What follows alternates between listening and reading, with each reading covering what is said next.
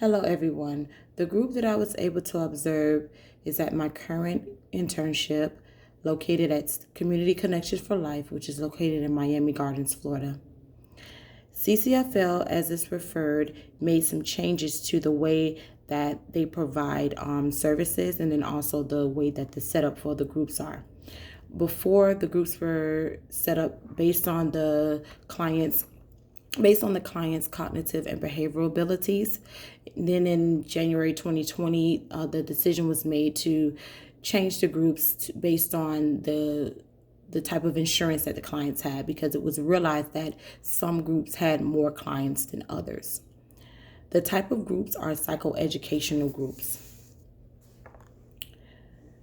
CCFL provides supportive services to help clients address their issues and also deal with coping skills relating to the mental health, substance abuse, and also provide case management. Each week, the clinical director and facilitators come up with a weekly topic to include subtopics that each group will discuss. This group, the group that I observed, the topic was conflict resolution. During the group, the facilitator went over what the meaning of conflict was, provided examples to the clients as it related to effective ways to address conflict and how to avoid it if at all possible. Some of the clients, they were not very sure of what conflict resolution meant, so the facilitator took the time to explain in more detail what conflict resolution meant, so that each client felt like they were a part of the group and that there was no confusion, in order to ensure that the client was able to actively engage in the discussion. By doing this technique, the facilitator ensured that the client's well-being was being addressed. The purpose of the group is to educate the client. As stated, the topic was conflict resolution. The facilitator provided the meanings and various ways of addressing conflict. The clients were able to engage with one another in a supportive and safe setting while expressing their thoughts. The facilitator used different techniques in order to engage the clients. One of the techniques was role play. The clients really liked the role play at first when the facilitator was asking questions as it related to their understanding or to provide an example of what they felt conflict was. Many of them were very shy, and they didn't talk. They were engaged, but they didn't offer any input. So the group facilitator, when she introduced the role play and allowed the clients to interact with each other, basically one client would do something to cause a conflict, and the other client was expected to show how they would respond. And then the co-facilitator would provide her input as it related to effectively resolving conflict. At this time, all of the clients were very engaged. They all wanted to participate and actually wanted to do it more times than once. So that to me was a good sign that this was a great topic, a much needed topic, and the clients actually got something and gained some insight from the topic. The clients each were able to describe what conflict looked like to them, and how they would resolve conflict through role play. The clients were able to gain insight from each other and the facilitator on what conflict looks like and effective ways of handling conflict.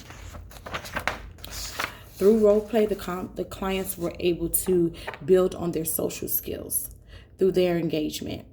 The clients discussed real scenarios to conflict and what they have experienced.